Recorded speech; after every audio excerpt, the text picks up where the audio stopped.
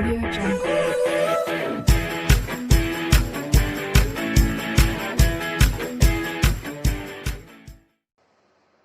तो स्टूडेंट्स आज हम स्टार्ट करेंगे टीजीटी साइंस 2016 उत्तर प्रदेश माध्यमिक शिक्षा सेवा चयन बोर्ड प्रयागराज।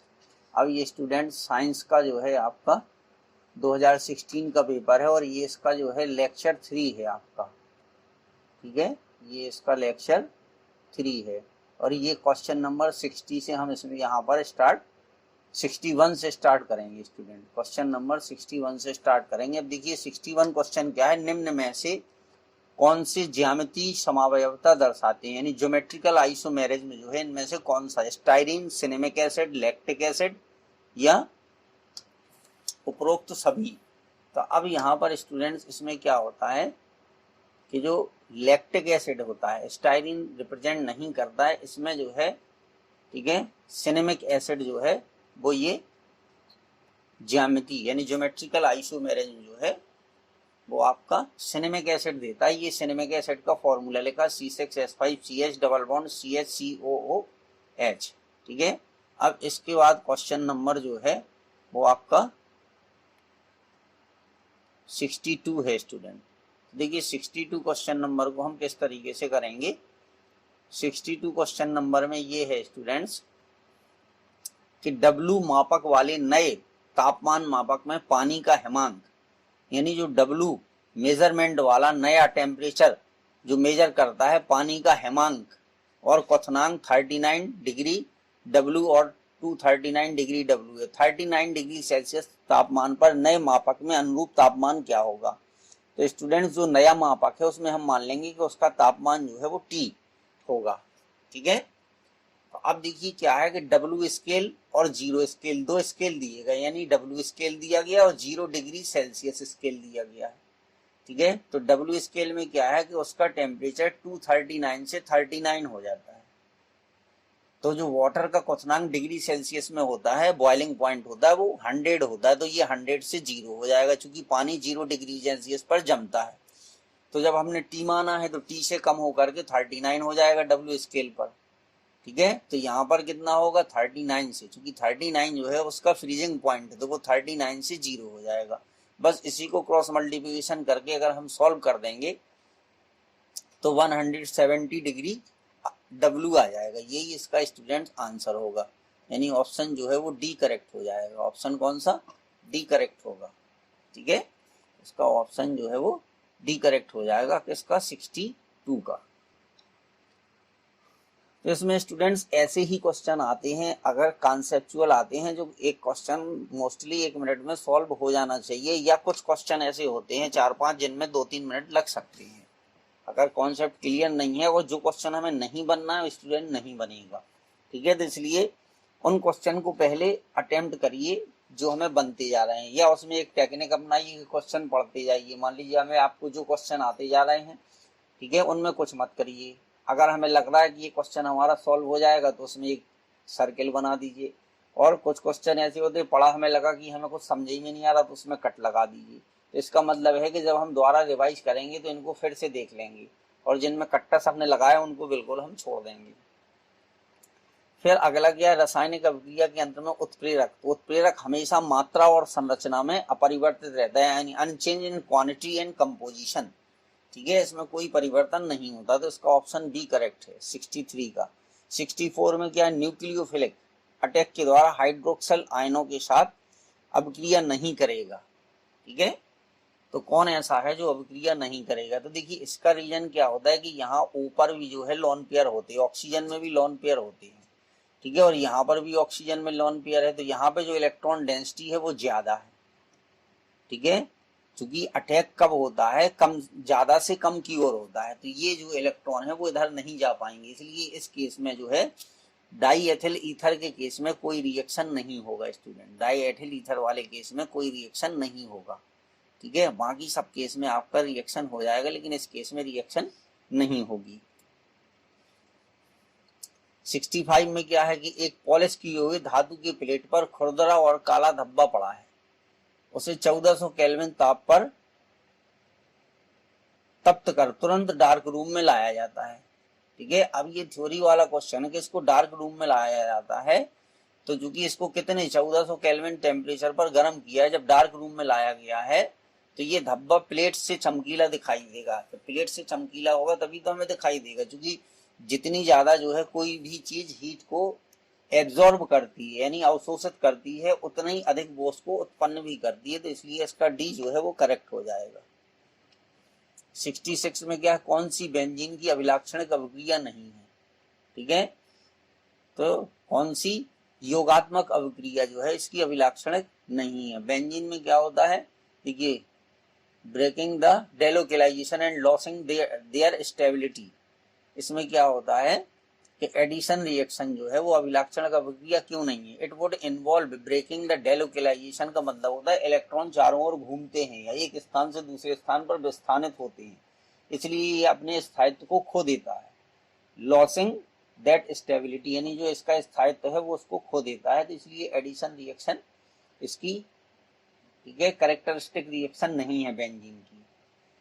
ठीक है, अब ये कह रहा है कि अल्फा कणों की आयनीकरण शक्ति उच्च होती है, यानी सत्य कथन चुनना है। स्थानिक सदैव रेडियोधर्मी होते हैं, किरणें सदैव ऋणात्मक की ओर मुड़ती हैं जब वैद्युच्छेद प्रयुक्त होता है। तो अगर वैद्युच्छेद प्रयुक्त करते हैं तो बीटा किरणें जो है वो ऋणात्मक की ओर क्या है, मुड़ जाती हैं। ठीक है, और गामा किरणों पर कोई चार्ज होता नहीं है। ठीक है, अल्फा किरणों की आयनिक शक्ति उच्च नहीं होती है, तो इसका सी ऑप्शन ही करेक्ट होगा। हेलोजन में अधिक क्रियाशील तत्व है, देखिए फ्लोरीन जो है वो सबसे अधिक क्रियाशील तत्व है, किसमें, हेलोजन में। ठीक है, क्योंकि फ्लोरीन की जो इलेक्ट्रोनेगेटिविटी होती है स्टूडेंट वो सबसे ज्यादा होती है। 69 में क्या है, एक महिला जो अपनी कार में समतल सड़क पर सफर कर रही है, उसी दिशा में 36 से 30 अंश का कोण कर जाने वाले हवाई जहाज को देखती है। ठीक है, 30 अंश का कोण बनाने वाले हवाई जहाज को देखती है। 110 किलोमीटर वेग से चलते हुए उस हवाई जहाज के सीधे नीचे रहती है हवाई जहाज का वेग है। तो स्टूडेंट्स जो इसका जो है ये, ठीक है, एक हॉरिजेंटल वेलोसिटी होती है, एक वर्टिकल होती है। तो इसका ये क्षैतिज वेग जो है, जो क्षैतिज वेग है, ये b cos theta is equal to 110 kilometre per hour होगा। ठीक है, अब cos 30 की वैल्यू होती है √3/2। ठीक है, तो b की वैल्यू निकालना है, तो b बराबर कितना हो जाएगा, 110/cos 30। तो बस यहाँ पे तो cos 30 की ये वैल्यू पुट कर दी, इसको सॉल्व कर दिया, तो 127 किलोमीटर पर आवर इसका आंसर आ जाएगा। तो अब देखिए क्वेश्चन कितना बड़ा है लेकिन फॉर्मूला कितना छोटा लगा है। तो ये कॉन्सेप्ट हमें सब, ठीक है, समझ के पढ़ना है। इसलिए जो है प्रीवियस ईयर के पेपर सॉल्व करने से बहुत सारी चीजें क्लियर होती हैं कि क्वेश्चन कैसे होंगे, क्या होंगे। और दूसरी चीज ये है कि आप लोग जो है, देखिए पढ़ा सबने है, सब कुछ पढ़ा है, ठीक है, और बहुत लोग हो सकता है कि हमसे भी ज्यादा उनको नॉलेज हो, लेकिन यहाँ पर क्या है कि एक ही चीज को कई बार लगाने से ज्यादा बेनिफिट होगा आप लोगों को। जैसे एक सेट पेपर आप लगा रहे पुराना कोई भी, तो उसको एक बार नहीं 3-4 बार लगाइए, तो उससे बहुत सारी चीजें अपने आप क्लियर होंगी। 70 क्या है कि sulphur exhibit variable valency due to, ठीक है, तो सल्फर की जो है डिफरेंट वैलेंसीज को रिप्रेजेंट करता है, यानी सल्फर की एक से ज्यादा संयोजकताएं होती हैं। तो उसमें क्या होता है कि सल्फर में डी कक्षक की उपस्थिति के कारण, ठीक है, क्योंकि सल्फर जो है वो पहला एलिमेंट नहीं है। जो पहला एलिमेंट होता है किसी भी ग्रुप का, जैसे 16 ग्रुप है, तो पहला एलिमेंट ऑक्सीजन है, फिर सल्फर है, फिर सेलेनियम है, ठीक है, फिर टेलुरियम है, फिर पोलोनियम है। तो ये जो फर्स्ट एलिमेंट होता है इसमें जो है डी कक्षक अनुपस्थित होते हैं, इसमें डी कक्षक अनुपस्थित होते हैं, ठीक है, और जबकि इसमें अनुपस्थित नहीं होते हैं, तो इसलिए ये जो है डी कक्षक उपस्थित हैं। तो सी इसका ऑप्शन करेक्ट होगा। अब देखिए एक ट्रांसफार्मर की प्राथमिक कुंडली में इतने, तो इसमें एक क्वेश्चन और पहले ऐसा आ चुका है, ये दूसरा क्वेश्चन है, ठीक है। तो IP into NP equal to IS into NS, ये वाला फॉर्मूला लगा करके उसको सॉल्व कर दीजिए, तो 5 एम्पियर इसका आंसर आ जाएगा स्टूडेंट्स, ठीक है। और उसमें कुछ नहीं करना है, ये याद रखिए IP into NP equal to IS into NS, ठीक है। इसमें PP दोनों में आता है, IP NP। 72 क्या, CH3X बंध की उच्चतम ध्रुवता। तो जो कि फ्लोरीन की जो इलेक्ट्रोनेगेटिविटी होती है स्टूडेंट, ये सबसे ज्यादा होती है, ठीक है, इसलिए CF बॉन्ड की जो है जो ध्रुवता है वो भी उच्चतम होगी, तो ऑप्शन बी जो है वो इसका करेक्ट हो जाएगा। ठीक है, 72 का जो ऑप्शन है वो बी करेक्ट होगा। 73 में क्या है, सीसा अम्ल बैटरी में, यानी ये वाली बैटरी है जिनको हम चार्ज करते रहते हैं। नेगेटिव इलेक्ट्रोड ने लेड एसिड बैटरी, जो लेड एसिड बैटरी है ये वही बैटरी है इन्वर्टर में जिनका हम यूज करते हैं। तो इसमें लेड जो है, ठीक है, वो हमारा नेगेटिव इलेक्ट्रोड लेड होता है। कौन होता है, लेड होता है। तो इसका ऑप्शन भी बी करेक्ट है। फिर क्या है, देखिए, एक एमबी संवेग वाली धातु का गोला दीवार पर टकराता है। ये मान लीजिए दीवार है, तो यहाँ से ये गोली जा रही है, तो इसका संवेग एमबी है और वापस उछलता है। तो जब ये वापस आएगा, ठीक है, तो ये वापस आएगा तो ये माइनस एमबी इसका संवेग हो जाएगा। ठीक है, एमबी में बदलाव होगा। तो आदर्शता, आदर्शता का मतलब है कि उसमें कोई कमी नहीं आएगी उसकी संवेग में। तो एमबी में क्या बदलाव हो जाएगा, उस गोले के संवेग एमबी में change the balls momentum in ideally. ठीक है, इंग्लिश में क्या लिखा था, change in the balls momentum. तो उसमें क्या परिवर्तन होगा। ठीक है, तो अगर हम बात करें तो देखिए ये हमारा हो गया P1, ये इनिशियल हो गया, ये फाइनल हो गया। ठीक है, तो जो चेंज इन मोमेंटम होता है वो होता है P2 माइनस P1। ठीक है, तो P2 माइनस P1 हो जाएगा, तो ये होगा माइनस MB माइनस MB, तो ये माइनस 2 MB आ जाएगा। तो ये इस तरीके से इसको कर देंगे। अब इसके बाद ये फ्री रेडिकल वाला है। निम्नलिखित में से कौन से अवस्था अनुकूल, which of the following substance. तो देखिए वे मॉलिक्यूल जिनमें कम से कम एक अनपेयर्ड इलेक्ट्रॉन होता है फ्री रेडिकल देते हैं। तो यहाँ पर सभी फ्री रेडिकल देते हैं। देखिए जितने भी हैलाइड हैं वो तो देते ही देते हैं। ये अल्काइल हैलाइड है, एल्कीन से ये भी देगा और अल्कोहल है ये भी देगा। ठीक है, क्योंकि अल्कोहल हम लिखें C2H5OH, तो O में क्या होता है, 2 लोन पेयर होते हैं स्टूडेंट्स। ठीक है, तो इस तरीके से है। तो ये क्योंकि अल्कोहल भी देगा, एल्किल हैलाइड भी देगा, तो ऑल ऑफ द अबव आ जाएगा ये। अब इसके बाद क्या है, देखिए ये वाला क्वेश्चन है 76, अच्छा क्वेश्चन है।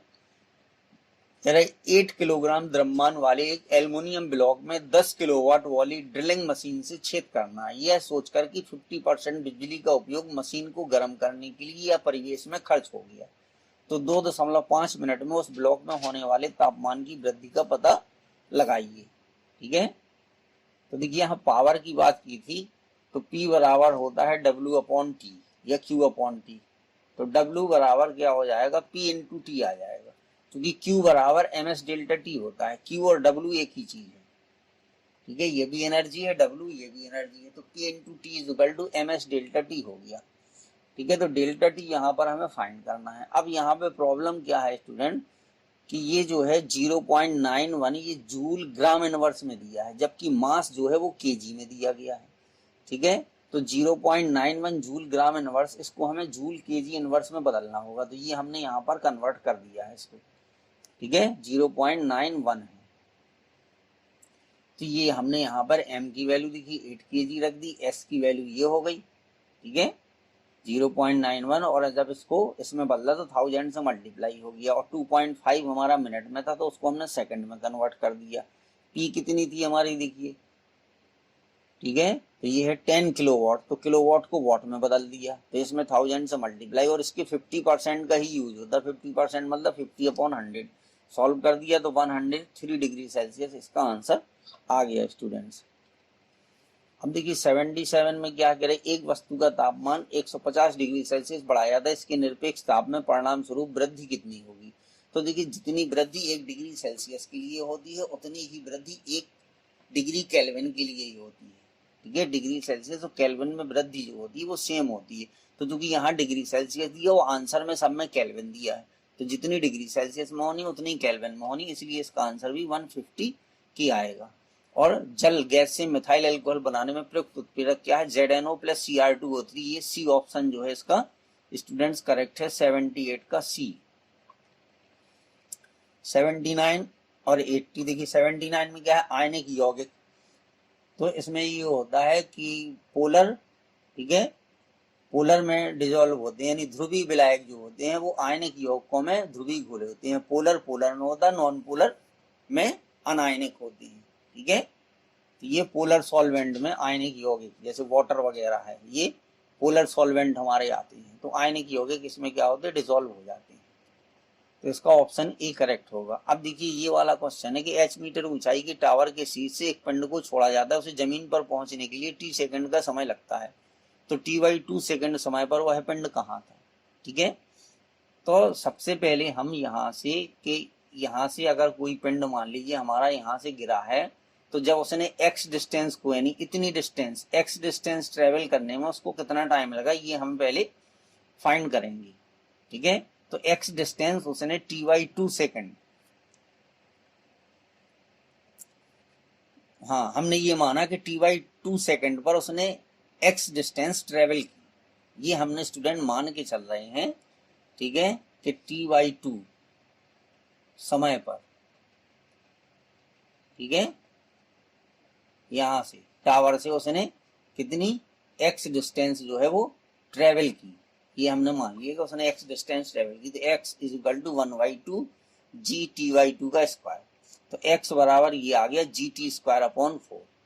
ठीक है, अब अगर हम बात करें कि पूरी हाइट, ठीक है, क्योंकि ये जितनी उसकी हाइट दी गई है, तो उसको देखिए टावर के शीर्ष से एक पिंड को से जमीन पर पहुंचने में t सेकंड का समय लगता है, तो जब पूरी डिस्टेंस वो ट्रेवल करेगा यहाँ, तो h बराबर हाफ gt², तो gt² की वैल्यू कितनी आ गई, 2h आ गई, और यहाँ पे gt² की वैल्यू 8x है। अगर यहाँ से हम निकालें पहले वाले इक्वेशन में से, तो gt² की वैल्यू 8x आएगी, तो यहाँ पर हम उसको उठा करके रख देंगे और सॉल्व कर देंगे।